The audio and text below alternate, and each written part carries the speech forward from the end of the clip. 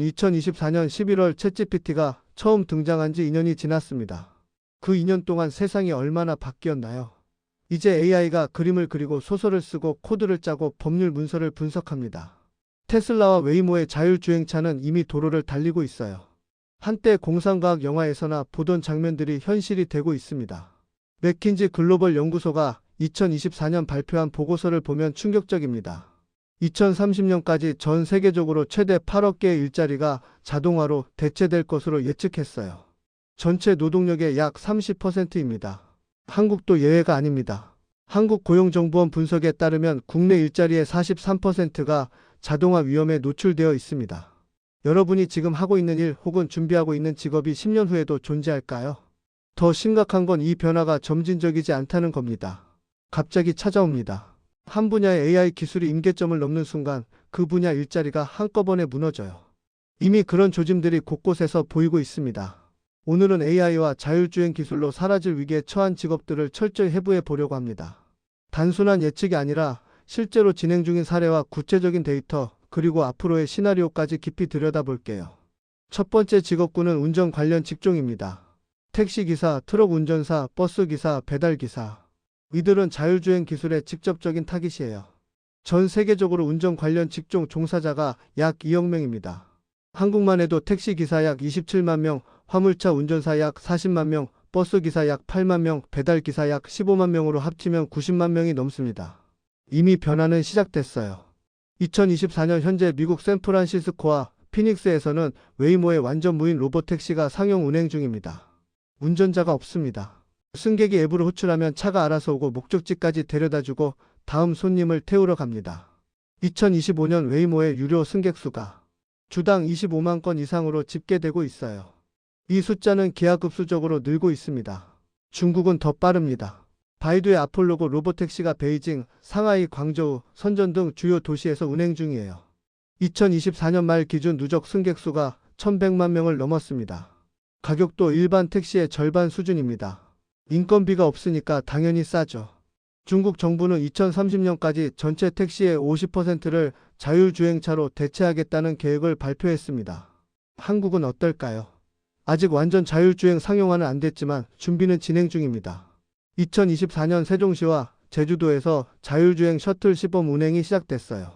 현대차와 카카오 모빌리티가 공동 개발한 자율주행 택시는 2025년 강남 일부 구역에서 시범 서비스를 진행 중입니다.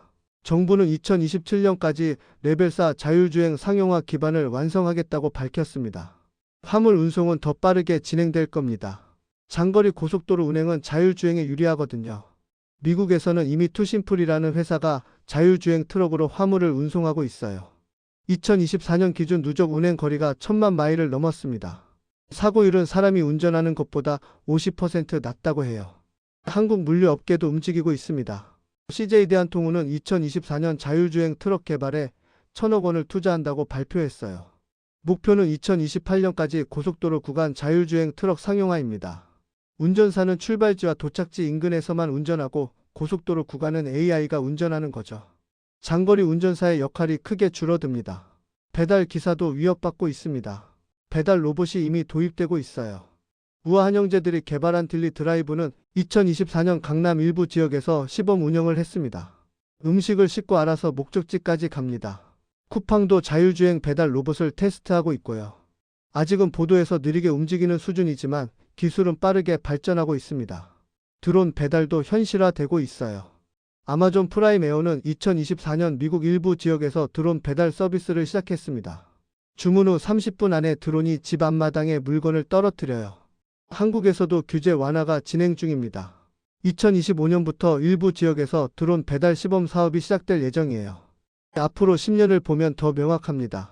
골드만삭스는 2035년까지 전 세계 택시와 트럭 운전의 80%가 자율주행으로 대체될 것으로 예측했어요. 한국 택시기사의 평균 연령이 60세가 넘습니다. 10년 후면 대부분 은퇴할 나이죠. 새로 택시기사가 되려는 젊은 사람은 거의 없어요. 그 빈자리를 자율주행차가 채울 겁니다. 트럭 운전사는 더 빨리 사라질 가능성이 큽니다. 물류회사 입장에서는 인건비 절감 효과가 엄청나거든요. 운전사 한 명 고용하는 비용이 연간 5천만 원 이상인데 자율주행 트럭은 초기 투자만 하면 유지비가 훨씬 적습니다. 게다가 24시간 쉬지 않고 운행할 수 있어요. 경제적 압력이 너무 크기 때문에 전환은 불가피합니다. 두 번째 직업군은 단순 제조업 근로자입니다. 공장 조립 라인에서 일하는 생산직 노동자들이죠. 이미 자동화가 많이 진행됐지만 AI와 로봇 기술의 발전으로 더욱 가속화되고 있습니다. 국제로봇연맹 자료를 보면 2023년 전 세계에 설치된 산업용 로봇이 55만 대로 사상 최대치를 기록했어요. 한국은 제조업 노동자 1만 명당 로봇 밀도가 1012대로 세계 1위입니다. 현대차 울산 공장을 예로 들어볼까요? 2020년에는 용접 자동화율이 75%였는데 2024년에는 95%를 넘어섰습니다. 차체를 조립하는 과정에서 사람이 할 일이 거의 없어진 거예요.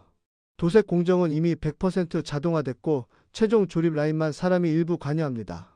삼성전자 반도체 공장은 더 극단적입니다. 화성 캠퍼스와 평택 캠퍼스는 사실상 무인 공장이에요. 웨이퍼가 투입되고 칩이 생산되는 전 과정이 자동화됐습니다. 사람은 설비 모니터링과 유지 보수만 담당해요. 2024년 삼성전자는 생산직 채용을 전년 대비 40% 줄였습니다. 공장을 확장하는데 사람은 줄어드는 겁니다. 중소 제조업체들도 변화하고 있어요.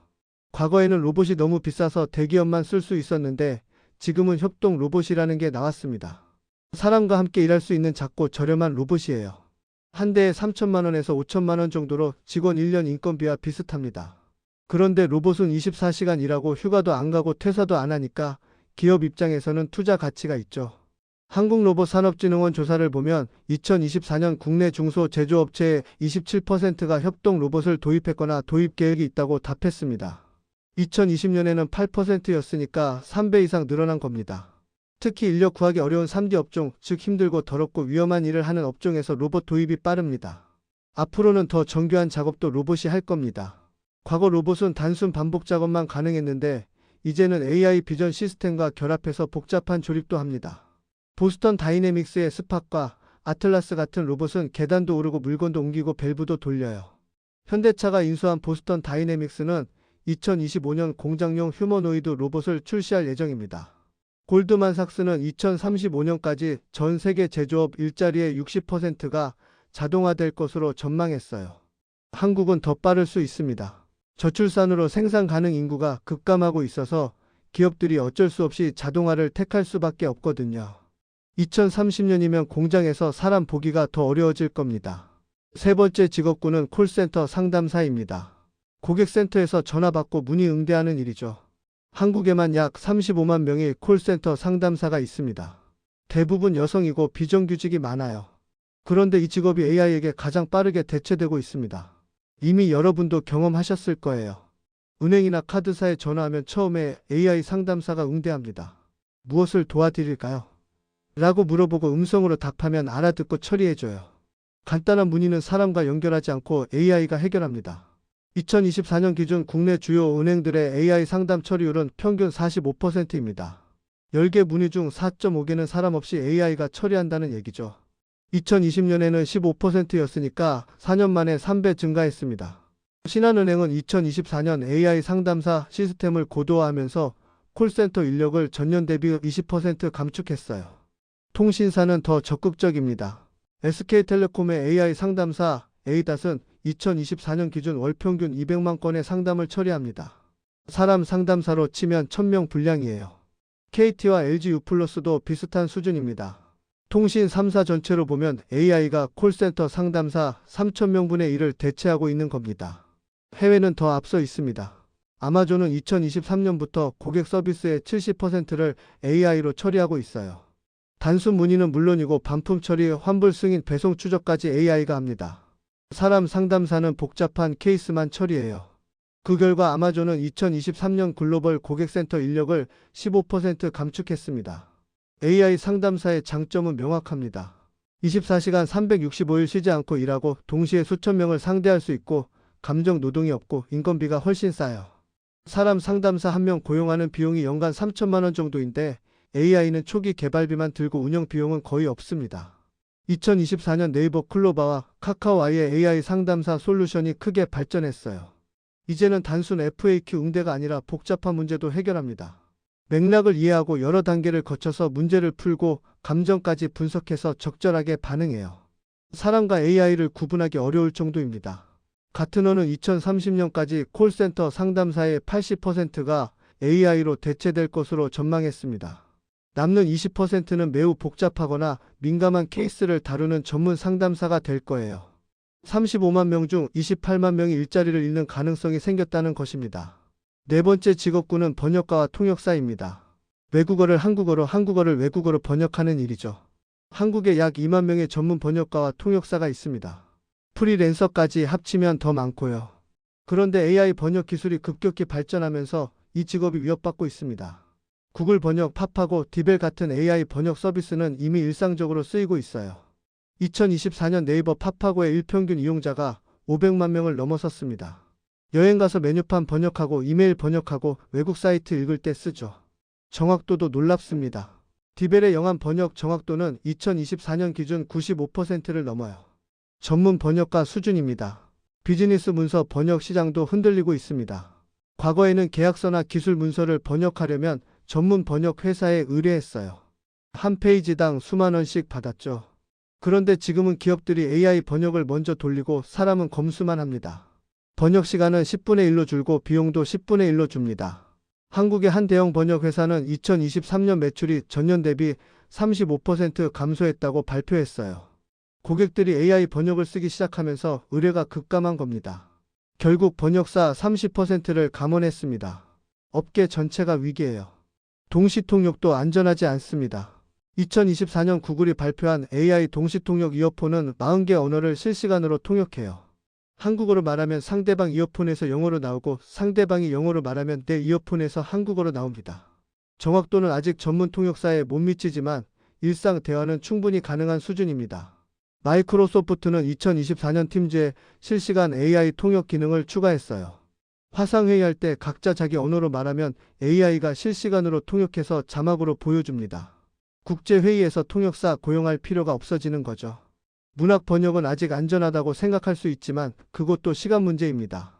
2024년 GPT-4와 클로드 3는 소설 번역에서도 상당한 수준을 보여줬어요. 뉘앙스와 문학적 표현을 어느 정도 살려냅니다. 완벽하진 않지만 초벌 번역으로는 충분해요. 사람은 다듬기만 하면 됩니다. 한국문학번역원은 2025년부터 AI 번역 도구를 번역가들에게 제공하기로 했습니다.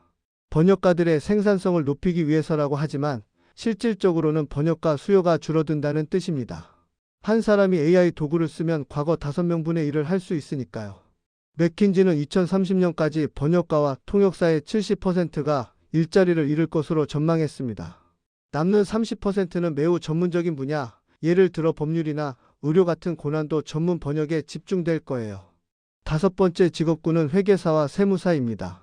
장부를 정리하고 세금을 계산하고 재무제표를 작성하는 일이죠. 한국의 공인회계사가 약 3만 명, 세무사가 약 2만 명 있습니다. 전문직으로 인정받고 높은 수입을 얻는 직업이었는데 AI가 이 영역을 빠르게 잠식하고 있습니다.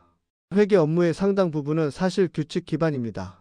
거래 내역을 분류하고 계정 과목에 맞춰 입력하고 합계를 계산하고 보고서를 만드는 거예요. 이런 건 AI가 가장 잘하는 일입니다. 2024년 국내 회계 소프트웨어 시장은 AI 기능이 대폭 강화됐어요. 더존의 더존 스마트어는 AI가 영수증을 스캔해서 자동으로 분류하고 회계 처리합니다. 사람이 할 일은 최종 검토뿐이에요. 3.3 같은 스타트업은 개인 세금 환급을 AI로 자동 처리해 줍니다. 세무사를 찾아갈 필요가 없어진 거죠. 2024년 3.3 이용자가 500만 명을 넘어섰습니다. 빅4 회계법인들도 AI를 적극 도입하고 있어요. 딜로이트는 2024년 AI 감사 시스템을 본격 가동했습니다. 과거에는 회계사들이 샘플 거래를 뽑아서 일일이 검토했는데 이제는 AI가 전체 거래를 스캔해서 이상 거래를 찾아냅니다. 감사 시간이 절반으로 줄었어요. 결과적으로 딜로이트는 2024년 주니어 회계사 채용을 30% 감축했습니다. 세무 신고도 자동화되고 있습니다. 국세청이 2024년부터 제공하는 홈택스 AI 서비스는 세금 신고를 거의 자동으로 해줘요. 근로소득자는 클릭 몇 번이면 종합소득세 신고가 끝납니다. 프리랜서나 자영업자도 간단한 경우는 AI가 처리합니다. 미국은 더 앞서 있습니다. 인투잇의 터보택스는 AI로 세금 신고를 완전 자동화했어요. 은행 계좌와 연동하면 AI가 수입과 지출을 분석해서 세금을 계산하고 신고서를 작성합니다. 2024년 미국인의 40%가 AI 세금 신고 서비스를 이용했습니다. 앞으로는 더 고도화될 겁니다. 회계와 세무는 데이터와 규칙이 명확하기 때문에 AI가 사람보다 더 정확하고 빠르게 처리할 수 있어요. 복잡한 국제 세무나 M&A 회계 같은 고난도 업무만 사람이 할 거고 일반적인 회계와 세무는 AI가 대체할 겁니다. 옥스퍼드 대학 연구진은 2030년까지 회계사와 세무사의 50%가 일자리를 잃을 것으로 예측했습니다. 특히 주니어 레벨과 중소회계 사무소가 타격을 받을 거예요. 여섯 번째 직업군은 은행원입니다. 창구에서 입출금을 처리하고 대출 상담을 하는 일이죠. 한국에 약 11만 명의 은행원이 있습니다. 그런데 지점수가 급격히 줄고 있어요. 2015년 전국 은행 지점이 7,200개였는데 2024년에는 5,400개로 25% 감소했습니다. 그만큼 은행원도 줄었습니다. 왜 이렇게 됐을까요? 모바일 뱅킹 때문입니다. 이제 사람들은 은행에 안 가요. 스마트폰으로 계좌 조회하고 이체하고 대출 신청하고 카드 발급받습니다. 한국은행 자료를 보면 2024년 금융거래의 92%가 비대면으로 이루어졌습니다. 창구 거래는 8%에 불과해요. 신한은행은 2024년 향후 5년간 지점 200개를 폐쇄하고 직원 3,000명을 감축한다고 발표했습니다. 자연 감소와 희망 퇴직으로 줄이겠다고 하지만 실질적으로는 구조조정이죠. KB국민은행, 우리은행, 하나은행도 비슷한 계획을 발표했어요. 5년 안에 은행원이 1만 명 이상 줄어들 겁니다. 대출 상담도 AI가 대체하고 있습니다. 카카오뱅크나 토스뱅크 같은 인터넷 은행은 처음부터 지점이 없어요. 모든 걸 앱으로 합니다. 대출 신청하면 AI가 신용평가하고 금리 산정하고 승인 여부를 결정해요. 사람 상담사는 거의 개입하지 않습니다. 전통 은행들도 따라가고 있습니다. 신한은행의 AI 대출 플랫폼 솔은 2024년 기준 대출 신청의 70%를 자동 처리합니다. KB국민은행도 비슷한 수준이고요. 사람 상담사는 고액 대출이나 복잡한 케이스만 담당합니다. 미국과 유럽은 더 극단적입니다. 독일의 N26, 영국의 레볼루트 같은 디지털 은행은 직원이 수백 명밖에 안 돼요. 전통 은행이라면 수만 명을 고용해야 할 고객 규모인데 말이죠. AI와 자동화로 모든 걸 처리하니까 가능한 겁니다. JP모건은 2024년 AI 어시스턴트를 도입해서 직원 생산성이 2배 증가했다고 발표했습니다. 같은 일을 절반의 인력으로 할 수 있다는 뜻이죠. 결과적으로 JP모건은 2025년 글로벌 인력을 5% 감축할 계획입니다. 시티은행은 더 과감합니다. 2024년 CEO가 향후 5년간 직원의 20%를 AI로 대체하겠다고 공언했어요. 글로벌 직원 23만 명 중 4만 6천 명을 줄인다는 계획입니다. 대부분 중후방 업무와 창구 직원이 타깃입니다. 월드 이코노믹 포럼은 2030년까지 전 세계 은행원의 40%가 일자리를 잃을 것으로 전망했습니다. 한국도 예외가 아닙니다. 11만 명 중 4만 명 이상이 사라질 수 있어요. 일곱 번째 직업군은 법률 보조 인력입니다. 로펌의 패럴리걸, 법무사, 변리사 같은 직업이죠. 변호사는 아니지만 법률 문서를 작성하고 판례를 조사하고 계약서를 검토하는 일을 합니다. 한국에 법무사 약 1만 명, 변리사 약 5천 명, 로펌 패럴리걸 약 1만 명이 있어요. AI 법률 서비스가 빠르게 성장하고 있습니다. 2024년 로톡, 법률론 같은 리걸테크 스타트업들이 급성장했어요. 이들은 AI로 계약서를 검토하고 소송 승률을 예측하고 법률 자문을 제공합니다. 간단한 계약서는 사람보다 AI가 더 빠르고 정확하게 검토해요. 미국의 로스 인텔리전스는 AI 변호사 서비스를 제공합니다. 판례 검색, 법률 문서 작성, 계약서 검토를 AI가 합니다. 2024년 미국 로펌의 35%가 로스나 비슷한 AI 서비스를 이용하고 있어요. 패럴리걸이 하던 일을 AI가 대체하는 겁니다. 한국 대형 로펌들도 AI를 도입했습니다. 김앤장은 2024년 AI 계약서 검토 시스템을 도입해서 검토 시간을 70% 단축했다고 발표했습니다. 과거에는 주니어 변호사와 패럴리걸이 며칠씩 걸려서 검토했는데 이제는 AI가 몇 시간 만에 끝내요. 결과적으로 패럴리걸 채용을 줄였습니다. 특허 출원도 자동화되고 있습니다. 변리사가 하던 특허 명세서 작성을 AI가 돕습니다. 발명 내용을 입력하면 AI가 청구항을 작성하고 관련 선행 기술을 검색해서 비교 분석합니다. 변리사는 최종 검토만 하면 돼요. 미국 특허청은 2024년부터 AI 특허 출원 보조 시스템을 시범 운영하고 있습니다. 간단한 특허는 변리사 없이 발명자가 직접 AI의 도움을 받아 출원할 수 있어요. 변리사 수요가 줄어드는 겁니다. 법무사도 위협받고 있습니다. 부동산 등기, 법인 설립 같은 업무는 사실 정형화된 절차예요. AI가 서류를 작성하고 온라인으로 제출하면 됩니다. 2024년 법률 스타트업 헬프미는 AI로 법인 설립 대행 서비스를 시작했어요. 법무사 비용의 절반 가격에 24시간 안에 처리해 줍니다. 톰슨 로이터는 2030년까지 법률 보조 업무의 60%가 AI로 대체될 것으로 전망했습니다. 변호사는 상대적으로 안전하지만 패럴리걸과 법무사, 변리사는 위험합니다. 8번째 직업군은 방송 및 언론 관련 직종입니다. 기자, PD, 작가, 편집자 같은 직업이죠. 창의적인 일이라서 안전하다고 생각할 수 있지만 AI가 이 영역도 침범하고 있습니다. AI 기자가 이미 현실입니다. 현재 국내 주요 언론사들이 AI 기사 작성 시스템을 운영하고 있어요. 연합뉴스의 AI 기자는 스포츠 경기 결과, 날씨, 주가, 부동산 거래 같은 정형화된 뉴스를 자동으로 작성합니다. 2024년 기준 연합뉴스 전체 기사의 15%가 AI가 쓴 거예요. 지금은 더 하겠죠. 블룸버그는 더 앞서 있습니다. 2024년 블룸버그 전체 기사의 30%가 AI 작성입니다. 기업 실적 발표, 경제 지표 발표 같은 건 AI가 몇 초 만에 기사로 만들어요. 사람 기자보다 빠르고 정확합니다. AP통신은 2024년 지역 뉴스 자동화 프로젝트를 확대했습니다. 미국 각 지역의 소규모 뉴스를 AI가 취재하고 작성해요. 과거에는 인력이 부족해서 다루지 못했던 지역 소식들이 AI 덕분에 기사화됩니다. 좋은 측면도 있지만 지역 기자들의 일자리는 줄어듭니다. AI 영상 편집도 발전하고 있습니다. 어도비 프리미어 프로의 AI 기능은 영상을 자동으로 편집해요. 불필요한 부분을 자르고 자막을 넣고 효과를 추가하고 음악까지 깔아줍니다. 유튜버들이 많이 쓰고 있죠. 전문 편집자 수요가 줄어들고 있습니다. AI 성우도 나왔습니다. 네이버 클로바 더빙은 텍스트를 음성으로 변환하는데 사람과 구분하기 어려울 정도예요. 2024년 국내 오디오북 시장의 40%가 AI 성우로 제작됐습니다. 성우 일자리가 줄어드는 겁니다. AI 작곡도 상용화됐습니다. 주크박스, 사운드로우 같은 AI는 분위기와 장르를 입력하면 음악을 만들어줘요. 광고 배경음악, 유튜브 부금 시장에서 AI 음악이 빠르게 점유율을 높이고 있습니다. 2024년 유튜브 영상의 25%가 AI 음악을 사용합니다. 월드 이코노믹 포럼은 2030년까지 미디어 및 콘텐츠 제작 직종의 30%가 영향을 받을 것으로 예측했습니다. 완전히 사라지진 않겠지만 일자리가 크게 줄어들 거예요. 9번째 직업군은 의료 보조 인력입니다. 간호사는 아니지만 의료 현장에서 보조 업무를 하는 사람들이죠. 의료 코디네이터, 의료 기록사, 방사선사, 임상병리사 같은 직종입니다. AI 진단이 빠르게 발전하고 있습니다. 2024년 식약처가 승인한 AI 의료기기가 80개를 넘어섰어요. 대부분 영상 진단 분야입니다. AI가 엑스레이, CT, MRI 영상을 분석해서 질병을 찾아냅니다. 정확도는 사람 의사와 비슷하거나 더 높아요. 루닛의 AI는 폐암을 97% 정확도로 찾아냅니다.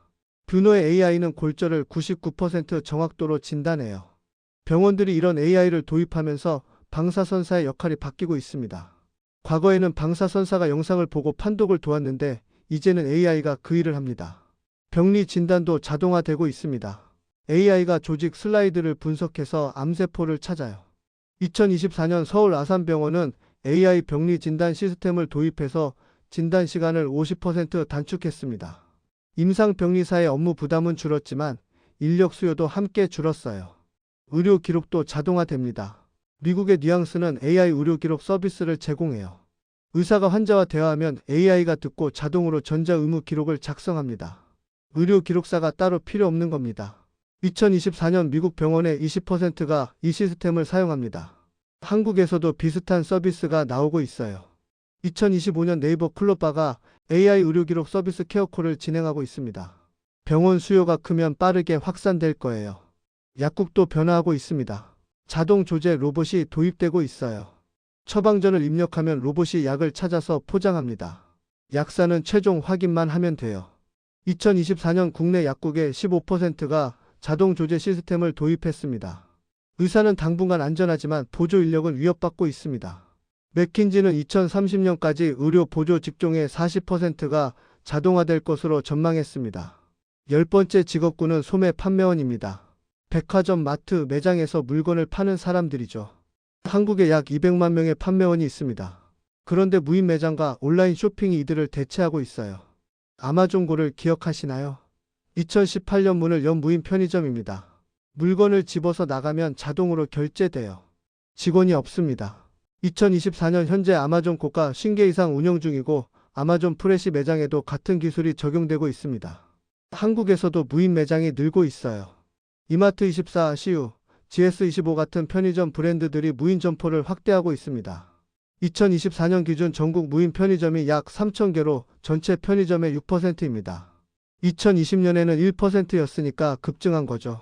패션 매장도 변화하고 있습니다. 자라, H&M 같은 브랜드는 셀프 계산대를 확대하고 있어요. 손님이 직접 바코드를 스캔하고 결제합니다. 직원은 재고 정리나 상품 진열만 해요. 매장당 직원 수가 줄어드는 겁니다. 온라인 쇼핑 성장도 판매원을 위협합니다. 2024년 한국 온라인 쇼핑 거래액이 240조 원으로 전체 소매 판매의 40%를 넘어섰어요. 사람들이 매장에 안 가니까 판매원이 필요 없어집니다. AI 추천 시스템도 판매원을 대체합니다. 쿠팡이나 네이버 쇼핑에서 물건을 보면 AI가 이런 상품은 어때요? 라고 추천해줘요. 매장 직원이 추천하는 것보다 정확합니다. AI는 구매 이력을 분석해서 딱 맞는 상품을 제안하거든요. 가상 피팅룸도 나왔습니다. 옷을 직접 입어보지 않고 앱에서 가상으로 입어볼 수 있어요. 온라인으로 옷을 살 때 도움이 됩니다. 매장 방문 필요성이 더욱 줄어드는 거죠. 미국 소매업계는 이미 큰 변화를 겪었습니다. 2010년 대비 2024년 소매 판매원이 30% 감소했어요. 온라인 쇼핑과 자동화 때문입니다. 한국도 같은 길을 가고 있습니다. 월드 이코노믹 포럼은 2030년까지 소매 판매원의 40%가 일자리를 잃을 것으로 전망했습니다. 200만 명 중 80만 명입니다. 그럼 이렇게 많은 직업이 사라지면 사람들은 뭘 하고 살아야 할까요? 새로운 일자리가 생길 거라고 낙관하는 사람들도 있습니다. 과거에도 산업혁명 때 일자리가 사라졌지만 새로운 일자리가 생겼다고요. 맞는 말입니다. 하지만 이번은 다를 수 있습니다. 과거 산업혁명은 육체 노동을 기계가 대체했어요. 하지만 정신 노동은 사람의 영역으로 남았죠. 공장 노동자는 줄었지만 사무직, 서비스직이 늘어났습니다. 그런데 AI 혁명은 정신 노동까지 대체합니다. 사람이 할 수 있는 일의 범위가 점점 좁아지는 겁니다. 새로 생기는 일자리도 있습니다. AI 엔지니어, 데이터 과학자, 로봇 정비사, AI 윤리 전문가 같은 직업이죠. 문제는 이런 일자리가 사라지는 일자리보다 훨씬 적다는 겁니다. 운전사 100만 명이 일자리를 잃으면 자율주행차 엔지니어가 1만 명 생기는 시기예요. 비율이 안 맞습니다. 더 큰 문제는 전환이 어렵다는 겁니다. 50대 택시기사가 AI 엔지니어로 전직할 수 있을까요? 현실적으로 불가능합니다. 교육과 훈련의 시간과 비용이 엄청나게 들고 나이와 적성도 맞지 않아요. 결과적으로 많은 사람들이 일자리를 잃고 재취업도 못하는 상황이 올 수 있습니다. 이미 조짐이 보입니다. 이미 한국의 40대, 50대 조기 퇴직자가 급증했어요. 이들 중 상당수가 재취업에 실패하고 자영업으로 내몰리고 있습니다. 그런데 자영업도 AI와 자동화로 어려워지고 있죠. 악순환입니다. 사회적 대응도 필요합니다. 기본소득, 재교육 프로그램, 노동시간 단축 같은 정책들이 논의되고 있어요. 하지만 합의는 유연합니다. 누가 비용을 부담할지, 어떻게 공정하게 분배할지 답이 없습니다. 기업들은 당연히 자동화를 추진합니다. 비용을 줄이고 효율을 높이니까요. 주주가치 극대화가 목표인 기업이 일자리를 지키기 위해 자동화를 포기할 리 없습니다. 정부가 규제를 해야 하는데 규제하면 기업 경쟁력이 떨어진다는 반발이 나옵니다. 딜레마입니다. 그럼 우리는 어떻게 대비해야 할까요? 첫째, 자동화되기 어려운 능력을 키워야 합니다. 창의성, 공감 능력, 복잡한 문제 해결 능력, 대인관계 능력 같은 것들이죠. AI가 아직 약한 영역입니다. 물론 AI도 발전하고 있지만 당분간은 사람의 영역으로 남을 겁니다. 둘째, 평생 학습 자세가 필요합니다. 한 가지 기술로 평생 먹고 살 수 있는 시대는 끝났어요. 계속 새로운 걸 배우고 적응해야 합니다. 50대, 60대에도 새로운 기술을 배울 준비가 되어 있어야 해요. 셋째, AI를 도구로 활용하는 능력을 키워야 합니다. AI와 경쟁하는 게 아니라 AI를 활용해서 생산성을 높이는 겁니다. AI를 잘 쓰는 사람이 AI를 못 쓰는 사람을 대체할 거예요. 넷째, 틈새 시장을 공략해야 합니다. AI가 대체하기 어려운 전문 분야나 개인화 서비스를 찾는 거죠. 대중시장은 AI에게 빼앗기더라도 특수시장에서는 살아남을 수 있습니다. 다섯째, 사회적 안전망을 강화하는 데 목소리를 내야 합니다. 개인의 노력만으로는 한계가 있어요. 정부와 사회가 함께 대응해야 합니다. 유권자로서, 시민으로서 이 문제에 관심을 갖고 정책을 요구해야 합니다. AI와 자율주행 기술로 인한 일자리 변화는 선택이 아니라 필연입니다. 막을 수 없어요. 기술 발전을 막는 건 불가능하고 바람직하지도 않습니다. 하지만 그 변화의 속도와 방향을 조절하고 피해를 최소화하고 혜택을 공정하게 나누는 건 가능합니다. 그리고 그건 우리 모두의 책임입니다. 엘빈 토플러는 이렇게 말했습니다. 21세기의 문맹자는 글을 읽고 쓸 줄 모르는 사람이 아니라 배우고 버리고 다시 배울 줄 모르는 사람이다. 지금 우리에게 필요한 건 바로 이 능력입니다. 변화를 받아들이고 낡은 것을 버리고 새로운 것을 배우는 용기와 유연성. 이것만이 AI 시대를 살아남는 방법입니다.